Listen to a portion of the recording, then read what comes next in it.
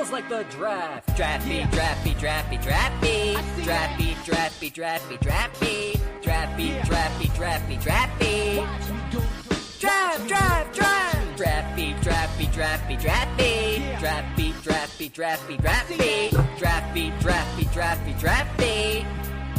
It feels like the draft, draft, draft, draft, draft, draft. Welcome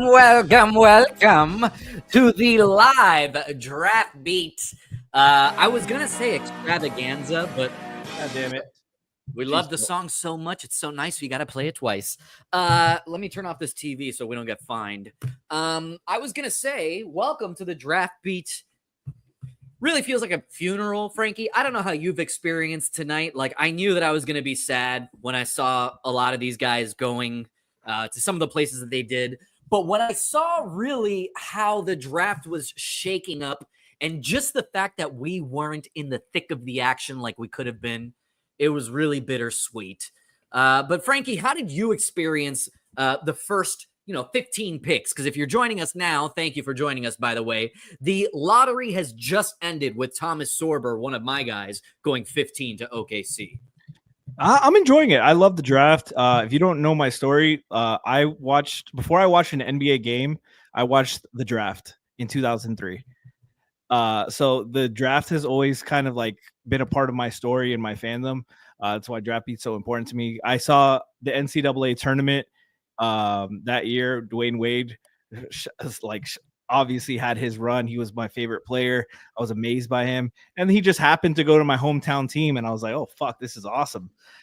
So like it just naturally birthed a draft insider. Exactly. Yeah. Dwayne's like the most important person like that I've never met before in my life. I wouldn't love basketball without Dwayne and the draft. Like I love the draft. I love the concept of it. Not all of it. I wish there was free agency and stuff. But I think it's such a fun and like inexact science that I'm always trying to understand. And welcome to the fucking show. It's Lou, about time Jesus this Christ. fucking guy shows up for work. Guys, I apologize. I was fuck out of here. No excuses. I actually want to just finish up this conversation without Lou for 1 second. You know what? Yeah, he's late. Fuck that. Yeah, because no, actually, Frankie, the basis of our friendship, I don't know if you actually remember this, is draft related. Yes. You and I like just started communicating on Twitter, but specifically about the draft. Yes, I was. I'm sorry. I birthed Drip Drop by saying, yeah, you did. Fucking G. Hey, this guy knows about the draft. I like his takes. He's a Heat fan. Just so happens he's Christian's friend growing up. Let's bring him aboard. And we started DraftBeat in 2020. We've just been having a great time. I love this. I know you're upset. I'm upset too, but I look at it like I don't control this. I'm just analyzing, and I'm becoming so detached from the Heat. Because of their idiocy. But I enjoy the process, and like we've been saying that this draft was going to be crazy this whole time, and I think we're seeing like fucking number 8 Igor Demon. I did not expect that. Okay, you know what? Now we can bring Lou back for a second. Yeah, let's bring him back in. Real quick, guys. If you do not have access to a TV, we are also live on playback.tv/Miami Heat Beat right now. We have the stream still rolling, so you can have 2 screens on. G and Jack Alfonso are still on stage. They're discussing this stuff. We just can't show it here on Twitch and YouTube because we will get a copyright strike, but we have it on both screens reacting. Now with us today, just in case you guys see me looking off, it's because I have my second TV on it, so I'm trying to pay attention. So Frankie, if you don't mind, just as picks come in, we don't want to tip picks. Yes, but just chat. If you don't by the way, chat. If you spoil any picks, we will ban you. Yeah, because we want to give you our honest reactions. Yes, when we're watching it on ESPN. If there's any trades, rumors, you can share it, please, but nothing about the actual draft. Correct. Well said. Thank you. See, we had a whole intro thing planned, and then Lou showed up late. But okay, Lou, congratulations. You survived, and you made it to draft day. Late, but you made it to draft day. I don't know. Besides, I was telling Frankie I was having just a terrible experience tonight watching, and I anticipated this. I knew this going in. But you and Franky love the draft just as much as me. How have you been experiencing tonight? Moose, why are we down? We know Spurs beat is on the rise, guys. Yeah, that's true. That is true. No, I do apologize. I was late because I was congratulating some of my Spurs homies, but this has been a super fun fucking draft, guys. Like, so many trades, some unexpected twists. Yegor going 8, Malwalk dropping a 10, Cedric getting traded up for it up to 11. The Hawks trading out of the lottery to secure an unprotected first. There's been a lot of movement. To some degree, I think it's been kind of beneficial for Miami, but it's definitely I'm super stoked. I have if I'm looking to the right, it's because this is where I'm watching on the playback. Yes, so we're all in similar positions, so don't worry. Yeah. Moose, before you go, I do think it's a good idea for the pod audience and for people who aren't watching the draft to just recap the draft from the beginning. I totally agree. Thank you.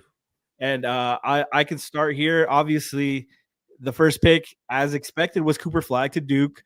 Dylan Harper went number 2, as expected, to San Antonio. Sorry, Moose, but VJ Edgecombe did go to the Philadelphia 76ers. That's when my night turned sour, honestly. Yeah. And I knew it was coming. Shout out, by the way, because I got an early bet on that. So I did even make money off of it, and I was still sad. Yeah, you had your bets. Con Canopal went number 4 to Charlotte. We expected this top 4. This was exactly as it went. And then we said this because where it could turn, and it did turn, because Ace Bailey went to the Utah Jazz despite not working out for them. Trey Johnson went number 6 to Washington. Jeremiah Fears went number 7 to the New Orleans Pelicans. The draft took a real turn when Igor Demon went number 8 to the Brooklyn Nets. Colin Murray Boyles, number 9 to Toronto. Kaman Malawak went to Phoenix as a part of the Kevin Durant trade. Hold on. Oh, shit. There was this pick that just went live. That's crazy. We will talk about it in a second. Cedric Coward was selected by Portland, but traded to Memphis. Noah Esenge went number 12 to Chicago. Hold on. I'm sorry, Franky, but like we've been talking about shockers of the draft, and there's one that I did not expect this. This is a shocker. For the pod audience that cannot see us, we are losing our minds right now because Memphis at 16 just pulled off the craziest pick. Well, this is Memphis. This was traded to Portland. Traded to Portland. Yes. Thank you, Franky. I'm going to be doing that all night. So please stay on top of that for me. Young Henson, the center from China, who we did not talk to Antonio about. This would have been a perfect pick for him. I don't even know how to process this because he was a second round pick projected? He was somebody who made a lot of noise in the draft combine. He killed it. He was fucking incredible, but I heard no noise about him being a top 25 pick, let alone a top 20 pick, barely even a first round pick, to Moose's point. So this is a shocker. But guys, if we are keeping track, Yohan Behringer, Liam McNeely are the 2 next guys that we need to come off this board. We're going to be cooking over here at 20, boys. Let's finish this recap here. The Hawks traded the 13th pick to New Orleans, and New Orleans selected Derek Queen. Carter Bryant went 14 to the San Antonio Spurs. Thomas Sorber, as expected, went to the Oklahoma City Thunder at 15. And Hansen Young just got selected by the Portland Trail Blazers. And we're caught up here. That's crazy. Let's Young Hansen. I genuinely don't know. Hansen. Sorry, excuse me. Okay. That's insane. 7'1", 253. Oh, okay. Yeah, he's for the chat and for the pod audience. I'm sorry. Figuring out this guy right now. We got an Antonio Diaz exclusive here. He's a great 100%. Passer, can space, but he's slower than slow-mo. Antonio, thank you so much for joining us. Yes. Okay, great. Wow. Okay, and this is going to Portland. Why does Portland need all these centers? With Klingon and Ayton and Robert Williams? There has to be a trade in the books. Yeah, like I know they're Ayton's rumored to be traded or shopped. I mean, the Lakers have been talking about him. Klingon there. But what are they doing? I don't know. And Cronin. And it's funny because just to add on top of that, like they've been going for a real defensive identity later. Like, I mean, recently, and now they just took somebody whose entire weakness is defensively. Like he, They can hide him. I just don't maybe, understand. maybe it's interesting if he can play with. I don't even think he can play with Klingon unless they're going to play zone all the time. Like, I don't know. Me and don't I've said understand. Joe's in his Duffy. I Yeah, don't bro. understand taking him here. Wow. Like, This is what I love about the draft, Moose. Like are you you getting cannot word predict this. that he has a promise in the like. This is the fun of the draft. Lou, when did, not to get like too long into this because I do want to talk about the drafts, but Frankie brought up a great point that the draft is what got him into the NBA in general. I'll say that the draft for me, I fell in love with it just because of the Miami Dolphins being in it every single year. So I love the draft that way. What kind of got you involved into the draft? Like, because it is kind of a niche thing for some sports fans. I understand there are the Alfs and the Brasses that just don't want to talk about the draft. And I get that because there is an investment in hope that sometimes doesn't pan out. But what was it about the draft that kind of got you involved in it? So what got me involved originally in the draft was 2015, the year after like we were really bad and we had the 10th pick. I was like, I need to study up on these guys. So that was the year we took Justice, obviously. But before that, I you know, Hold on. oh, Sorry, hold on. go ahead. No. Go ahead. Timberwolves are selecting We need the Own sounder. Berringer. Oh, Let's go. Let's fucking go. All right, if you have not been listening to to Draft Beat, excuse me, this is one of the guys we reviewed and we did not want because he's more of a project and he just went 17th to Minnesota. So naturally, the Heat are going to trade up and get this pick. No, I'm just kidding. But go ahead, Lou. well, you know that the Heat are disappointed right now. They wanted Hang Janssen. Agua para sepa. Hey, sorry guys, I'm celebrating. This is ahead, again, this is one of the guys that was way too raw, and I just needed him gone before the pick. You get what I'm saying? Like, tested out, not tested, but measured a lot bigger than I thought he was gonna be. He legit looked 6'9" on tape, apparently 7 feet. I'm sorry, hold on. I just noticed in the background of the draft where they put like the players and stuff, they put Nolan Traore instead of Berringer. Oh my goodness. That's so- Tipping the next I'm pick, maybe. sorry. I'm sorry. well, it was with the Timberwolves stuff. I will say the bad thing about this pick, right? Like, let's look at it both ways, or at least in my opinion. Walter Clayton Jr. was heavily linked to Minnesota. This was one of his potential landing spots. Granted, I like Walter Clayton Jr. a lot more than I like Behringer for Miami, but still, you know, it's just something to note. A lot of guys still on the board here, though, in my opinion. Surprisingly. Well, Kasparas. we had Kasparas, Fleming, these guys are that we expected to be gone. way higher. Young Hansen. I'm not gonna get over that. I'm sorry. That's why I said, dude, you cannot predict the draft. Like everyone has different ideals. Man, wow. Goins is in the chat saying Traore or bust. Lou, we haven't talked about Kasparas. What do you think about if he's there? So this is super interesting because you guys have to understand, I start the process very early on. When I started the process, Kasparas was projected as high as 2. He was discussed as a possible top 5 pick going into the entire process. Yeah. Into the entire process. And he started off in Illinois really, really lighting the scene on fire, guys. Like he was. So when I originally started watching him, I was like, there's no way this guy's getting considered this high, because I did not like him for 2 or 5. But we're picking at 20. This is a complete different area. He is somebody that at 20 brings a lot of shooting because the Heat need. I know he didn't shoot too well in terms of like 3-point percentage, but a lot of his looks were self-created at Illinois. He's a good passer, can cut back on some turnovers and stuff. And he has, you know, positional size, 6'6", 200 pounds ish. Decent wingspan. He tries really hard defensively. Not the best defender, but at least he has, puts enough effort on that side of the floor. But he's also a pretty good finisher. Like he does maneuver really well in pick and roll, get to the rim. He does need a screen, but I mean, it's funny because I love player comps, but people take them a little bit too literal. I was telling Frankie when I first started watching him, I was like, he's just like Tyler Hero. Like that was the guy who just kept coming back to me. In love with him. And I was like, he plays so much like Tyler Hero offensively in terms of the way he gets his like the similar limitations and stuff. Like obviously completely different players to a certain extent, but both operate and pick a role like their screens, catch and shoot guys, good shooters, solid touch around the rim, like slightly defensive liabilities, but maybe not a true point guard, but a good enough passer at the two. I will say that. Hold on. I'm sorry, Lou. No, go ahead. We had somebody in the comments who was at the draft cheetah season. I'm sorry. I got to remove your comments. Don't spoil picks, guys. Please. Yes, shout out to cheetah season. He says he's at the draft and something cool.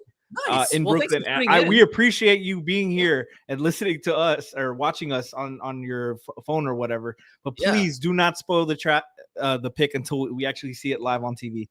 Yeah, we want to give you our honest reaction. And I'm not going to hide it this year anymore. I'm going to let you guys in on a little secret. We've been here for a while now, and you guys should know the real truth. None of us were happy with Precious Achiuwa pick, all right? We were really, it was our first time doing a live show, and we didn't want to, like, piss you guys off and all that. As soon as we ended that stream, we were down and out real bad. The TV stream normally does have a delay for ads and stuff like that. Shout out to Shaban in the chat. She says, say hi to me before I cry. I love you, jerks. And I just want to know if we're on track to get someone you like. There are a lot of guys available right now that we really do like. We talked a little bit about Kasparas Yakonis, one of Bond's favorites. Shout out, Bond. We love you. He is surprisingly still on the board. We also have, just like similar to how it played out in our mock, we still have Asa Newell as well. We have one of our guys, which I'm almost afraid to say his name because then that ruins it for us. Yeah, that's a Goins thing to do. That chat saying glad Goins isn't here. Dude's never happy with that pick. He was actually the only one happy with the Ware pick at the time last year. That's I will give Goins credit, even though he's trying to kill Pat Riley. Allegedly. But there are a couple of options. Frankie, I'm curious, did you expect the board to kind of fall this way? Did you anticipate having some of these options available at 20 that are currently still there? I did. I've been saying since the beginning, I think 20 is a great spot. There's quite a few names that have dropped that I'm not surprised they dropped. Let me see of the guys that we reviewed. Liam McNeely, Jace Richardson, Asa Newell, Nick Clifford, Nolan Traore, Will Riley, Danny Wolf, Rasheer Fleming, Walter Clayton, Ben Saroff. They're all still on the board. And Kasparas has failed, like we just talked about. Maxime Reynaud as well. I don't remember if I said his name, but like there's a lot of options here that I think would be great picks. I just do not want Liam McNeely. So that's the only guy, guys. Him, please, Miami. He's gonna be the pick. Please, Miami. I will audibly. I'm gonna be very genuine. If Liam McNeely is the pick, I need 5 minutes. So Jake Fisher, not a spoiler, but Jake Fisher said the Blazers are keeping Yang. Okay, cool. Have him. I mean, he might be great. I have no idea. I know nothing about the guy. That was just a shocker. I see Shams. We got a tweet. We got a trade. The Utah Jazz will be taking this selection at number 18, where the Wizards were picking. No. And the Utah Jazz select Walter Clayton out of the University of Florida.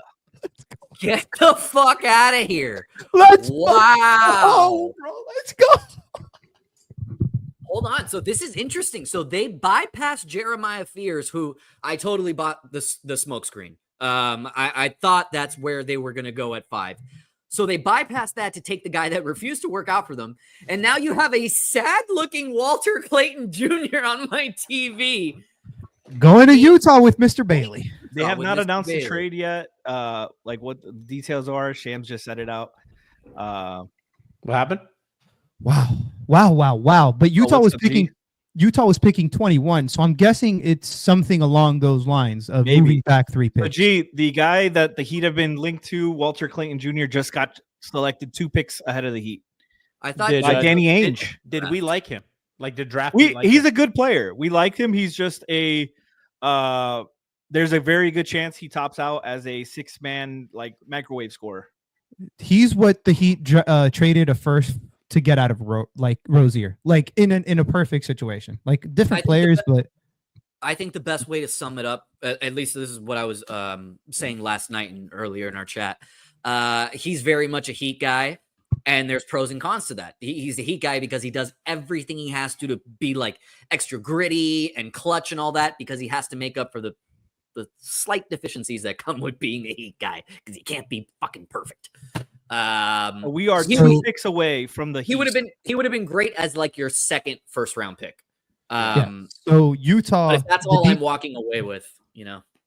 Yeah, and the details Utah, are I think Utah had a nice they ended up. So the Wizards ended up moving back 3 spots to 21 and getting, it says, second round picks. They have not been confirmed how many or what year, but just so they're going to be getting, I'm guessing, more than one because it's plural here, Shams, unless English failed you or you failed English.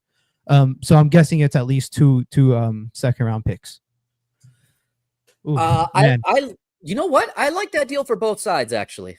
You're not moving back that much. You're getting a couple of future assets that'll pay off for you later. And I actually really like this pickup for Utah because I think they needed a guard. They needed a shooter too.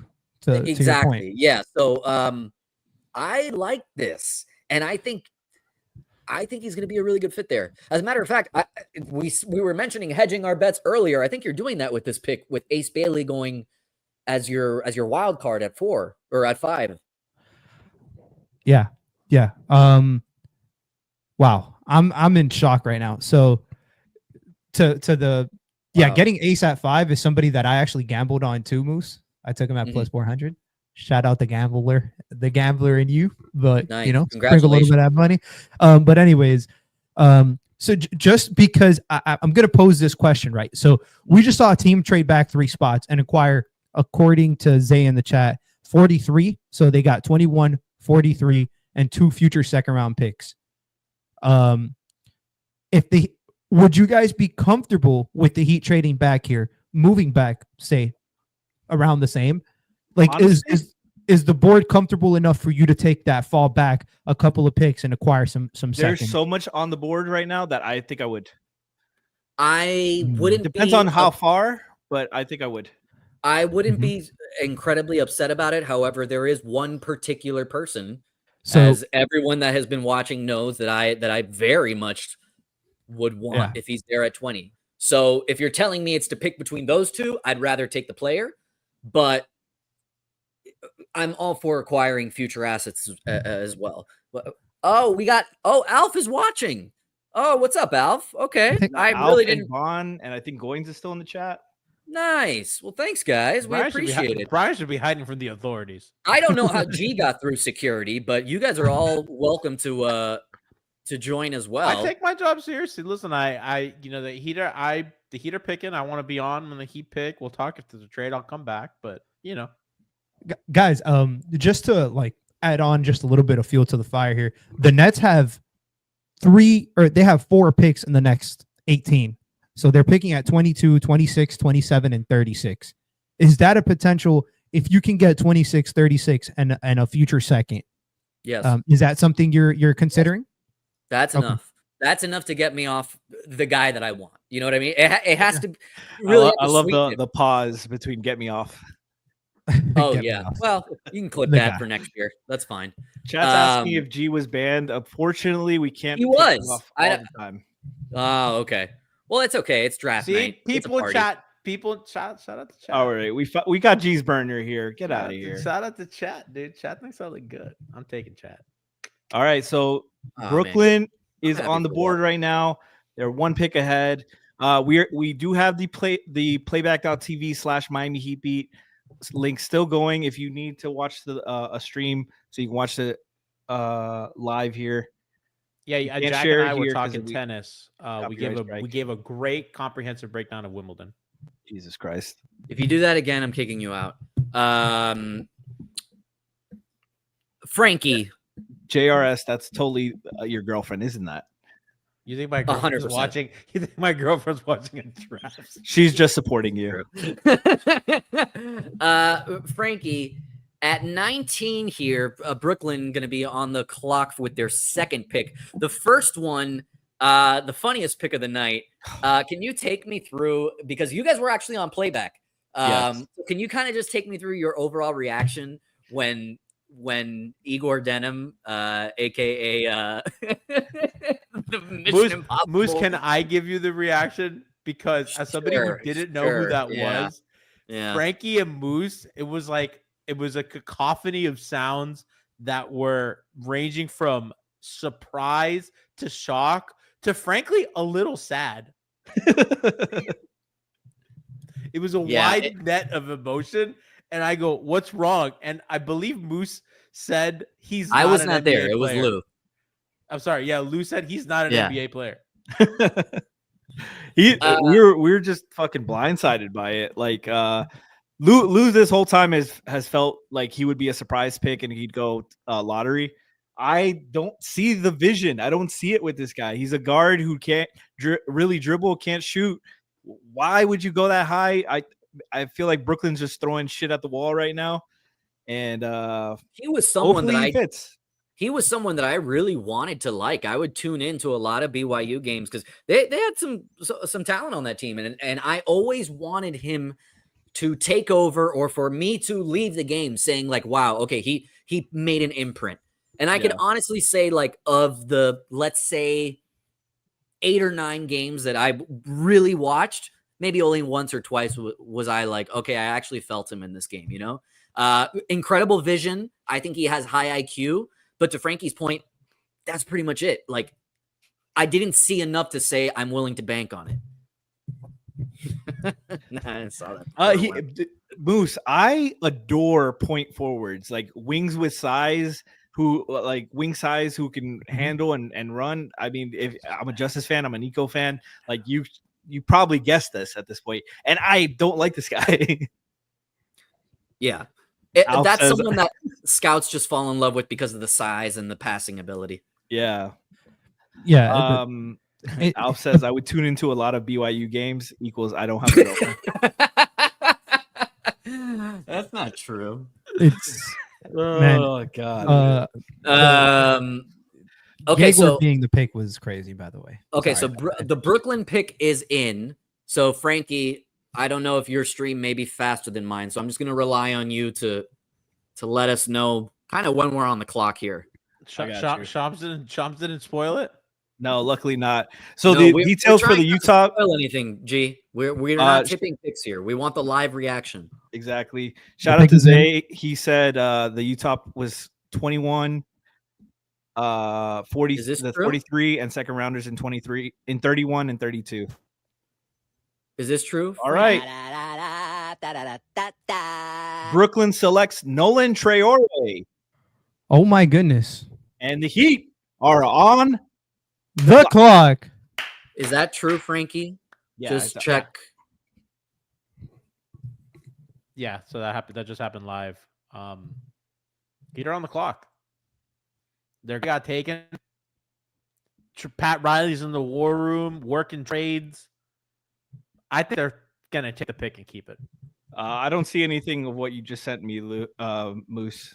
Okay, thank God. All right, I thought G. Well, not thank God, but I thought G was talking to me. I thought he saw what I. Yeah. I thought he saw what you put in, and I was like, no, I didn't. I don't want to get on my phone. I haven't seen that at all. I'm on Twitter. Okay, because I was even gonna say like. That does not seem like a. How? So okay, so let's go to the best available right now. Kasparas Yakonis, like who says he's dropped. He's the top white on my board. Liam McNeely, Jace Richardson, Asa Newell, Nick Clifford, Hugo Gonzalez, Will Riley, Danny Wolf, Maxine Reynaud, Rasheer Fleming, Ben Saroff. Moose, who do you want to be the pick? Okay, you know who I want. I don't want to say it. Get off me. Take me out. Take me out. This is the first time in a while that we've like There's so many guys on the board that we like. Lou, do you want to say who you want? I didn't think the guy would be here. You know they're gonna zig when I know they're not. I swear to God, you'll be banned forever. There is on my big board, there is 3 guys who are right back to back with each other. It's 12, 13, and 14. In order, it's Jace Richardson, Asa Newell, and Kasparas Yakonis, 12, 13, and 14. Traore is still there. Neek is still there. Hugo's still there. But ideally, it's one of those 3 guys. Don't forget my boy. Fleming? Oh, he is too. Sorry. No. Oh, he's not saying it. The big man, the mini Jokic, Danny Wolf. Yeah. But to be Danny Wolf would be my pick just for Alf's reaction. I'll invite him on just to watch him. Watch Danny Wolf go. On stage. Let's not do that, guys, please. If there's one guy I don't want to be the pick, it's Liam McNeely. I think we all that's the clip if he gets selected. Yeah. What is it? 3150? Clip that. Oh my goodness gracious, dude. I'm on. My butt cheeks are tense, boys. I'm actually nervous. Yeah. My butt cheeks a little tense right now, boys. Just give me a second here. Moose, I think we need to show your. I'm gonna have to do it. I'm gonna show your burner account here, and we're gonna show your big board. Do it. Yes, thank you. So as I mentioned earlier, my top white on the board is Kasparas Jablonka, but I will say my number 10 white on the board would actually be my number 1 pick for the Heat. If we're going off my big board, Saucy Takes. How do you feel about my big board? Lacking some color. Really? Little diversity. I don't know. The Heat's war room is Moose really just digging into the no DEI, huh? Oh, it's all right. It's crazy. All right, that board would be believable if Caleb Groh wasn't on it. Who the fuck is that guy? Like, I saw Missouri play. I don't know who that is. That's probably somebody who cooked Walter Clayton as well. Let's speculate here. Guys, they blurred out the pick. Last year we saw it was where, remember, on the cutscene? That's right, yeah. Oh, my goodness. Do we think Pat Riley's awake? Wide awake. No, wait. Man, he must have had. Chad said he hadn't moved. Let me speculate here for a second. Weekend at Bernie's situation. Let's speculate here for just 1 second before they give us the pick here. Do we think anybody called for a trade? Do we think they took any offers here for the pick? I think with Washington and Brooklyn at 22, like there's teams who are obviously more willing to deal. So I think they're probably calling for them, unless like the Heat are taking somebody they want. So I don't know. Oh, pick's in. The pick's in. Pick is in. Do not spoil it, chat. Or G. Adam Simon always smiles. That's not a tell. I'm sorry. I know I should be vamping and I'm not looking at the comments until after we see the pick here. Playback.tv/Miami. No. Shams is on my TV. Why? Shams has great eyebrows, and I think that's Hold on. Shams is talking. Well, we have to talk because we can't have dead air. Yeah, that's true. You know, that's the first time he actually makes an audio platform. Shut up. He just wanted. Just take a headphone out. We have to keep the audience entertained. I'll just say this about Shams's eyebrows. You cannot convince me that those weren't tapered up a little bit. He gets them done. Yeah. I mean, he gets them done. I mean, but his eyebrow person's good. You're talking about Kuminga? Yeah, I mean, if just give us 10 seconds here, guys. I'm nervous. Why does this feel like it's taking forever? I don't really want Kuminga. I saw people on Twitter make the case for like, well, getting like a player his age, and just buying low. And I'm like, I don't really think it's really buying low because you're gonna have to pay him a lot of money. And I know that they're not like planning buying on full being price. Good. Yeah, it's like I like the Kasparas Kuminga comment. Thank you. I'm not super into the idea of Kuminga. I really just want them to take the best available guy. I don't really care what position it is. Just get a guy that's not a big, and they need to start. All right, so the report is Miami is keeping the pick. Yeah, Okay, that's and what here the pick is about to happen. Kasparas All right, chat, once Yakonis. again, shut up. Shut up. Oh, it's okay. Here we go. Okay, we're taking the pick right now. Get Adam the Silver's soccer on the ready. podium, Ba-da-da-ba-ba-ba. and Kasparas There you go. Yakounionis. where's he from? Is he We didn't talk about him, bro. I'm At so all. mad. They always get you, Lou. They always get you every All right. year. Initial reactions. Lou, you're the one who's done the most homework on this guy. I like the pick. Let me mute the stream. I apologize. Yeah, the kid is talented. He's a very good shooter, very good in pick and roll. Has some really good touch. He makes some passes that are very nice, a little bit too turnover prone. But things that you can iron out, especially in due time. Very young too. So he was a freshman in Illinois, came over from Lithuania. I believe he played for FC Barcelona overseas too. Antonio can correct me if I'm wrong, but JAKUCIONIS, somebody who was originally getting top 5 buzz, ended up settling somewhere in the 20th. Early, That's where he settled. Let's be honest here. No. Stop selling this thing. Let's be honest. We had Jace Richardson on the board. They do this to us every fucking year. I am tired of it. This was not my white. If they were going to go white, it should have been Cooper Flag at number 1 or Danny Wolf. But they took Kasparas Yakonis. Antonio Diaz, our guest from last night, said he likes the pick. He would have taken Jace, but that's the second best guard on his board.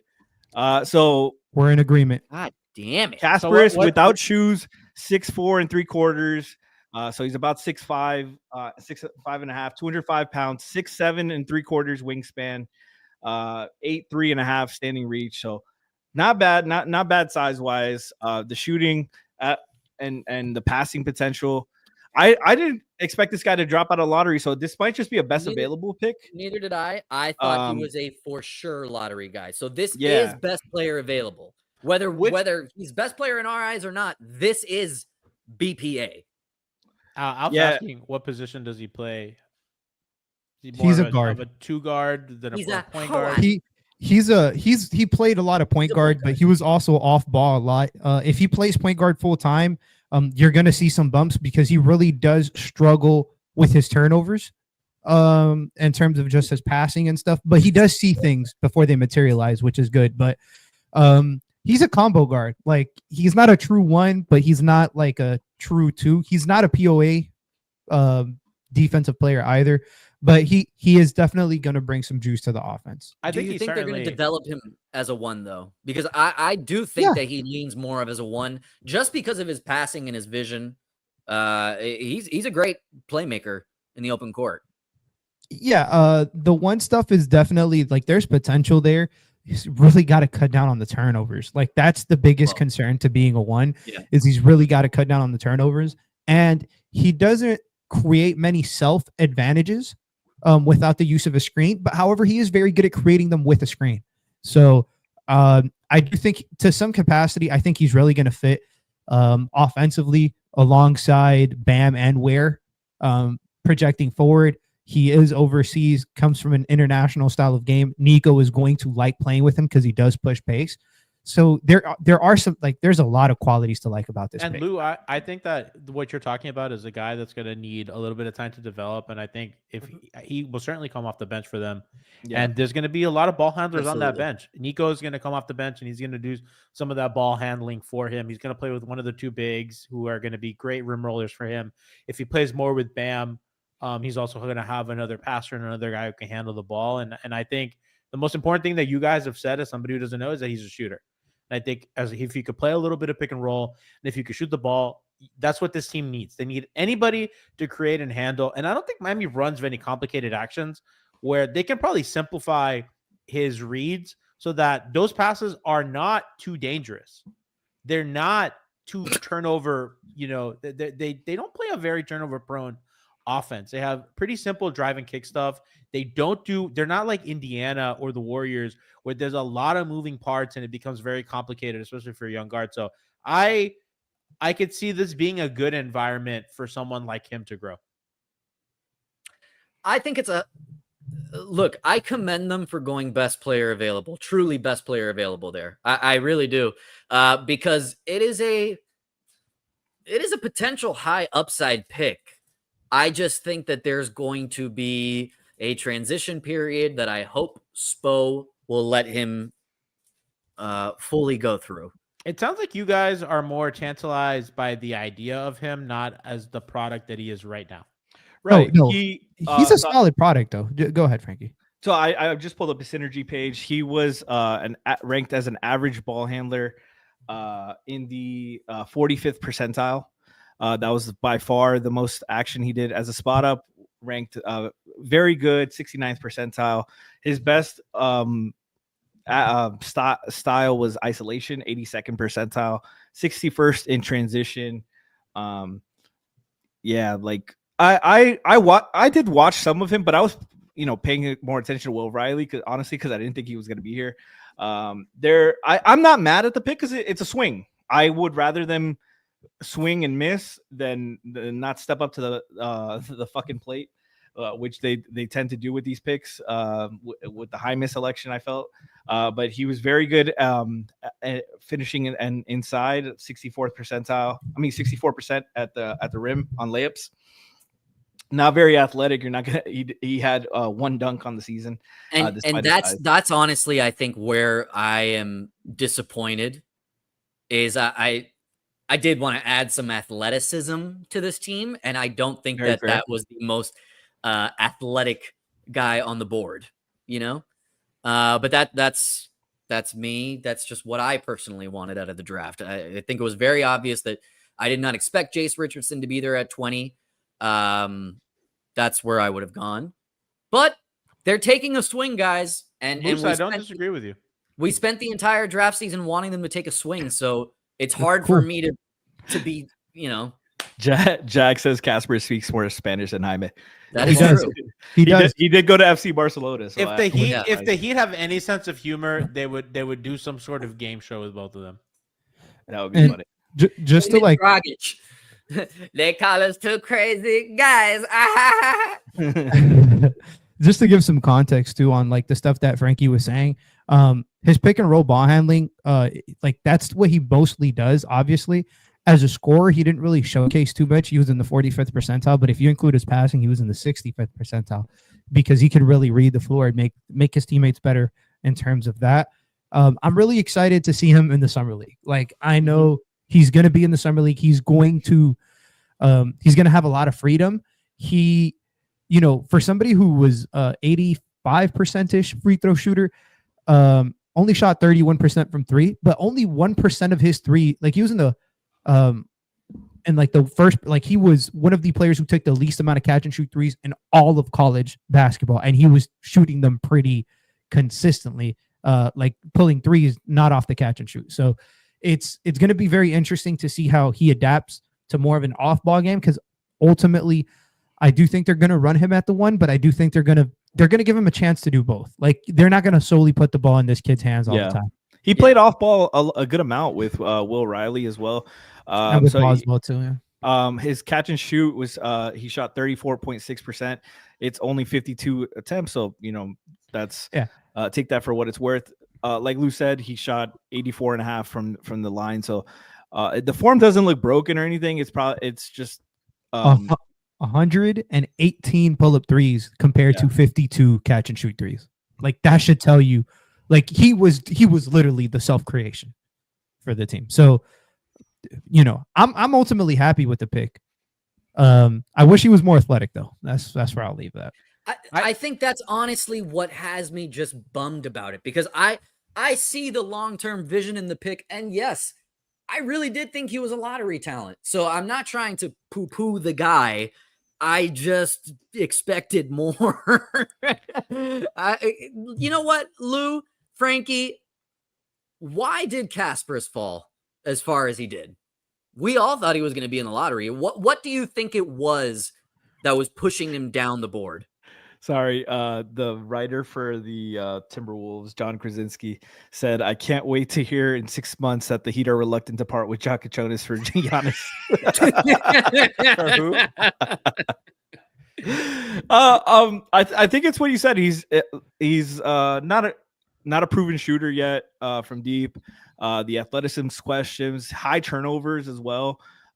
He averaged 4.7 assists, 3.7 turnovers. That's pretty high for a point guard, especially one who played off ball a lot too. You want more ball security, which I'm kind of interested in the Heat's mindset because Spo doesn't like to turn the ball over a lot. He's very critical on that stuff. He likes taking care of the wouldn't know basketball. from watching us this last year. Oh, Frankly, but I think that it's like really clear that they need some sort of playmaker on offense. And the more I've thought, the more I'm thinking about it, the more it makes sense that they don't have anybody to break the game open off the dribble or off a play. And I think throughout the few years without Jimmy, the only way that they do that is Tyler leveraging his shooting or the off-ball movement of shooters to kind of draw help and kind of his last 4 games. He in tournament play, he averaged 6 turnovers a game. That's so beast. But they need a game breaker, and I don't know how much he'll play to start. Knowing Spoelstra and knowing how the Heat work, but I'm sure that as the season goes on, I hope that he gets run from the start and they kind of just let him make mistakes. I think next year is not the year. That's the only way this pick works, G. Yeah, if you're going to do the same process that you did with Nico, and again, that's part of my hesitation with this pick is that I don't know if I trust or where. Spo. I mean, or where? Where did it play for half the year? Yeah, exactly. I don't mind the pick if you're going to let him go through the process and progress. Absolutely. I don't know who he is. I'm just saying how the theoretical player would fit into the offense. Yeah, I'm just worried about him because of the playing time. But I think you took the best available. For most people, absolutely, that's a swing. I know we all love Jace, and the Heat brought Jace in for a workout, so they liked him too. I think if they had Kasparas ahead, I'm not mad at the process, and I'm very happy they didn't take McNeely. I'm very happy they didn't take a big here. The offense has been an issue for the last 3 seasons. They've been bottom 10, bottom 5 every year. They needed some help there. Even at pick 20, this is a swing. And like Moose, you wanted to talk about who they could pick at 11. This is a guy that if they were at 11 and they took him, nobody would have blinked. This is in reach. Right. This is taking the best available. A lot of people that follow the draft all year love this pick. Some people don't, but I feel like Heat are pretty famous for. They either go way off the board that you're just like, what the fuck? Or they take a guy, or they kind of swoop in to take the guy that kind of slipped a little bit that everybody wanted. And Franky, I'm not never what you expect, but it's always one or the other. I'm not mad at the process here. And Franky, thank you for saying that because you're right. Keep me honest. The entire process, I said, I want a guy that when we look back at later, he outplayed his pick. And there's no question. Nobody thought Kasparas Jablonka would be there at 20. So they pronounce his name Jablonka? No, it's JAKUCIONIS. No. Yeah, that's how you do it, G. That's how you do it. Well, you've got me in the past, so yeah. Boost, you've gotten G so many times. He was asking if I was fucking with him too. I was like, I don't fuck with you like that. That's all Moose. I told him there's a guy named Cedric Coward. He goes, no, there's not. Oh yeah. There were some good names this year. I still think Danny Wolf is just a great name. Fears too. No, I'm so upset.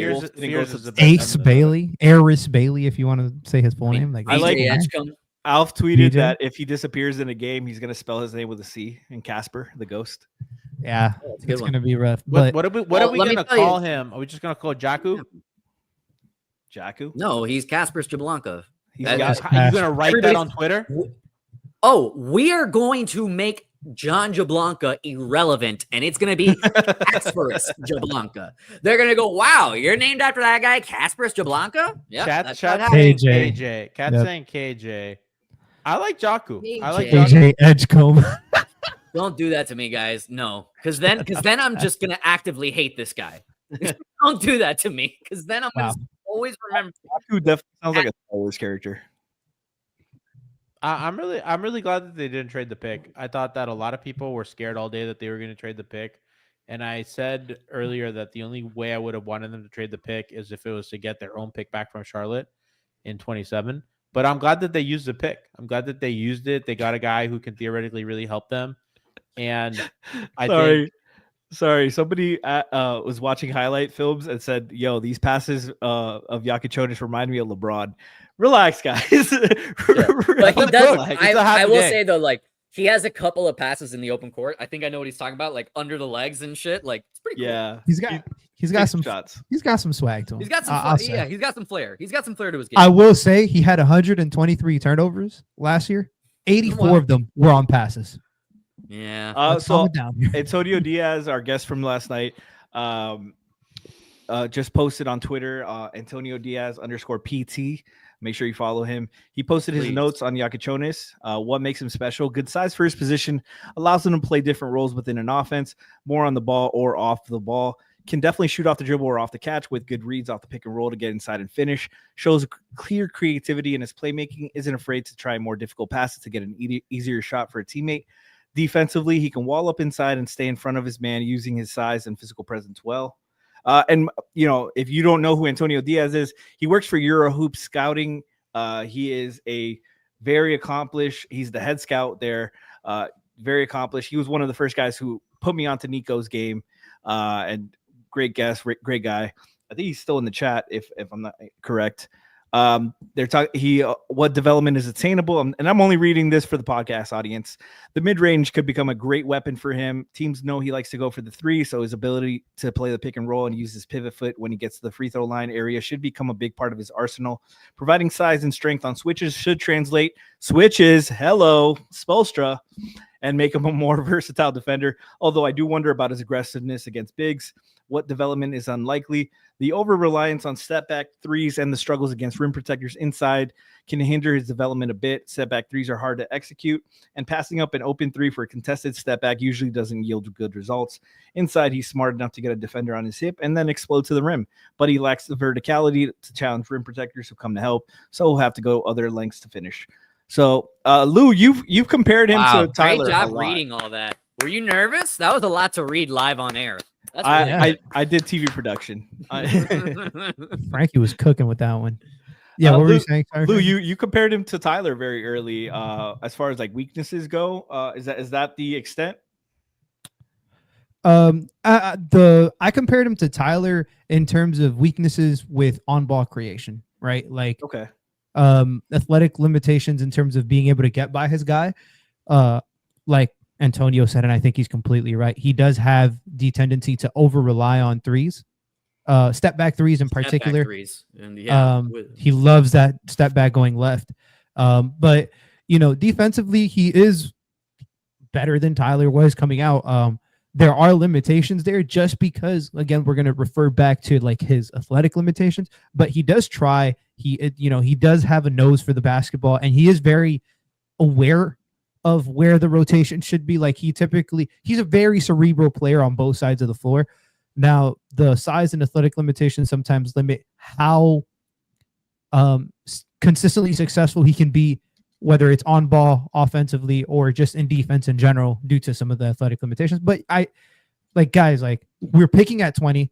You were going to take a guy who's flawed anyways. Like, let's be 100% real here.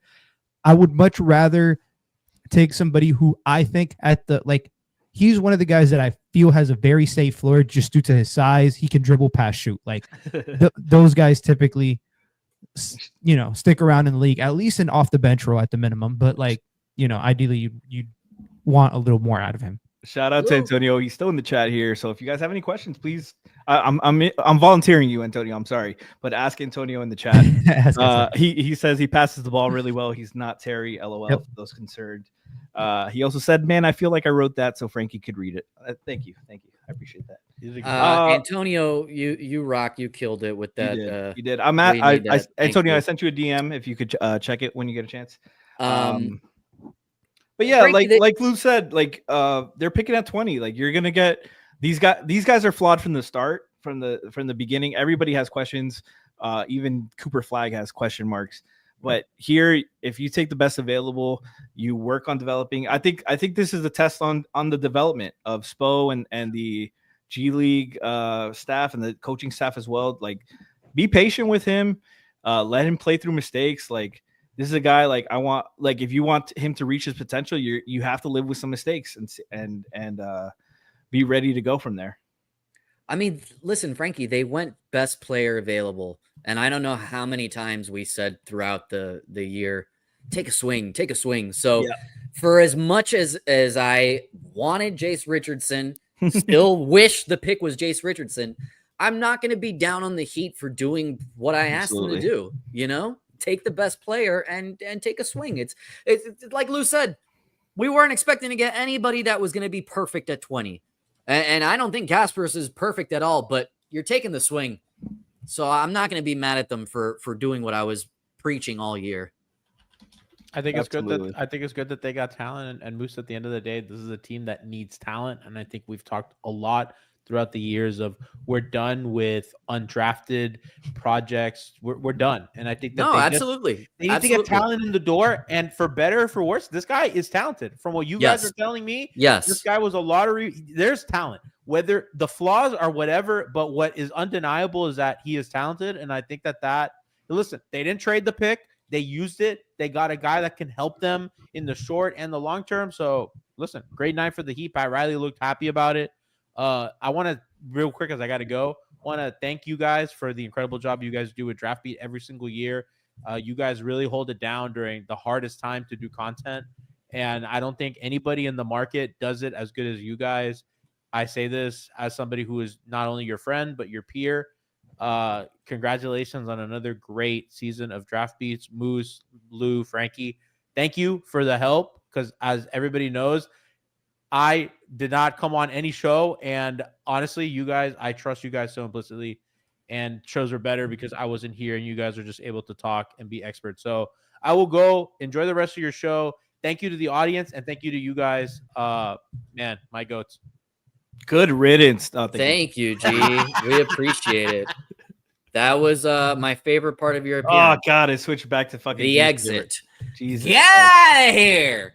No, thank you, G. That was very kind, and I will follow that up by saying I thank these guys right here because they make my job incredibly easy. There was even a couple episodes that I couldn't make this year, and Frankie held it down as a host and executive producer. Lou, nobody grinds more tape than you. It's honestly kind of like ridiculous. You're already looking at undrafted guys for next year. It's and I wish that was a joke.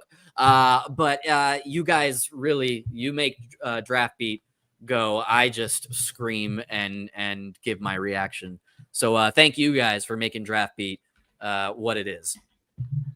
DraftBeat wouldn't be the same without you, Moose. We need you here. If you want it, I'm also sharing the Antonio's notes here on the Heatbeat account. If you guys want it, look at it some more. Give him some love, give him a follow. He does a great job. But yeah, DraftBeat's always fun. We appreciate the audience every night, guys. All the love, all the questions, all the support. We do our best. We have fun with it. We appreciate all you guys in the chat as well. Yep. Thank you guys for having me, first of all, on DraftBeat. Thank you, the MHB chats. I'm not upset this year, which is good.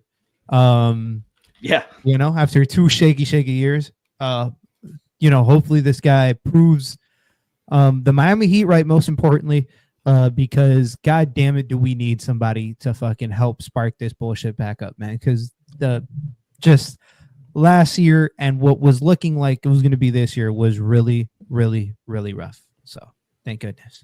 It was really a wild ride for DraftBeat this year because we went through all of the emotions of thinking, you know, this was going to be our year where we take over Miami Heat beat. And then, you know, they fucked us at the end. But yeah, I wouldn't have it any other way. Actually, that's a lie. I would have it another way. We would have missed the playoffs and been drafting number 1 and gotten the number 1 overall pick. That's what I would have had. But before we go, I do just want to give our final grades, if you will, on the pick. And Asa Newell finally went off the board to the Hawks. Okay. Jace Richardson's still on the board. OKC going to take him right here, aren't they? The rich are just going to get richer. They have enough guards. Fuck. That's true. Or they may go Wolfman. But let's just go around really quickly, if you don't mind. We've given our take on the pick, but if you can just grade it, where are you at, Lou, with this one? To be very honest, if we're just giving this pick like a straight up value, he was 14th on my big board. We took him at 20th. There was 2 guys that were higher, but it was like smidgens higher. Like it was the same tier, interchangeable prospects, if I'm being honest. Second highest player at his position, but has the positional size to make an argument over Jace, who was my number 1 guy, who's somehow still on the board, like Moose said. With that being said, I do think schematically he's going to work with Miami. We're a very pick and roll heavy team who likes to slow it down, and I do think he can help facilitate some of the offense that we've been lacking. All in all, I think it's an A, probably borderline A plus. Wow. Okay. I just wished I liked him a little more, but at 20, it's like it's. You gave it an A, so that's yeah. Because the value is sensational. I get the value. Okay. Frankie, how are you feeling about this pick, grade wise? I gave it an A as well. I think it's you're like I'm a best player available guy throughout, and I love Jace. I think this is a good swing. You got a guy who is projected to go in the lottery. Has a lot of offensive ability and size as well at his position. So if they're going this rebuilding route, you're adding a size at every position, and you're adapting to the league. At least Adam Simon is, not the rest of the front office. But I like this. I need to do a lot more research, and I'm excited to do an episode after this. About this. Antonio's already confirmed to hop on an episode this week, so we can get more into Kasparas' film. I'm really sorry we didn't do much of a breakdown on him before, guys. We did not expect him to be available, but I think this is a great pick, man. I love the process of the pick, the idea of the pick. Like Lou said, the value of the pick is great, and I'm really happy. Just to update before I give my grade, which is not going to be an A if I didn't spoil it already. Just really quickly, OKC at 24 is trading their pick to Sacramento. Sacramento Kings. And they are taking...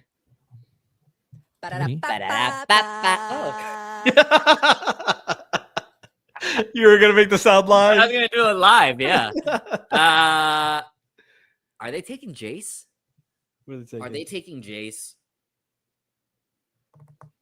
Sorry, I'm gonna give you guys my grades now, but I gotta know what is Nick Clifford, Sacramento. I like that. Sacramento. Yeah, I do like that too. Neek and Devin. I do not like his jacket though. He looks like the worst Miami Vice one. He dressed up for the Kings. Oh yeah, well, he did.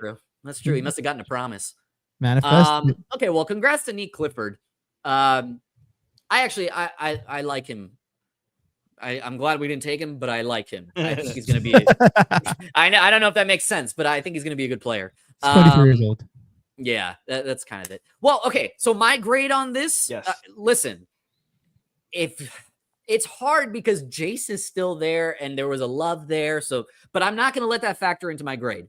I said all year that I wanted them to get someone that when we look back, we should say, wow, he should have been taken higher. And you know what? We can already say that he should have been taken higher technically because we all agree we had him as a lottery pick. For as much as I am not ecstatic about the pick, I had him as a lottery guy, and you got him at 20. So I have to give it a B. And I'm giving it a B because I need to see Spo really buy into the process and let this kid develop. If you let him develop and he hits his potential, then yeah, it'll be an A. but I can't give it an A right now until I know that Spo is actually going to let him go through the whole process. And Jace was still available. But I'll give it a B, and I'm happy for Kasparas Jablonka. We got another White, which I love. You know what, chat? Why did he drip drop? Because that's everything. Antonio and I are going to get into that, but you know what? Before we go, I'm curious, Frankie, do we know how Pat Riley felt about this pick tonight? We do. There is video of his reaction. Hey, the old man is awake and he's pointing and he's... Look at that. Look at him stand up. That looks like somebody who has dementia. God damn. I know you guys. Bingo. He's counting his security guards to make sure they're alert with where fucking Brian Goins is. Oh my god. All right. Well, that's it, guys. That is officially the end of DraftBeat's coverage for tonight. Moose, we got another leche. We got another leche. Well, it's Lithuanian. Do they drink milk there? Yeah, right? Yes, they call it probably. Leche. That's pretty good, actually. Goid says, I'm coming for you, old man. Stay woke. He's pointing at people he's firing. I think he's pointing at people he's trading. Pat was pointing to the people just to let them know. You guys take care of this. I'm going to... Yeah. And just like that, I'm out. And so are we. You. Good night. And so are we. Yes. Thank you, Frankie. Take us out, please. I'm done. I can't talk anymore. Wait. One more time. But we're gonna have another episode, but for the road. It feels like the draft. DraftBeat, DraftBeat, DraftBeat, DraftBeat, DraftBeat, DraftBeat, DraftBeat, DraftBeat, DraftBeat, DraftBeat, DraftBeat, DraftBeat, Draft, DraftBeat.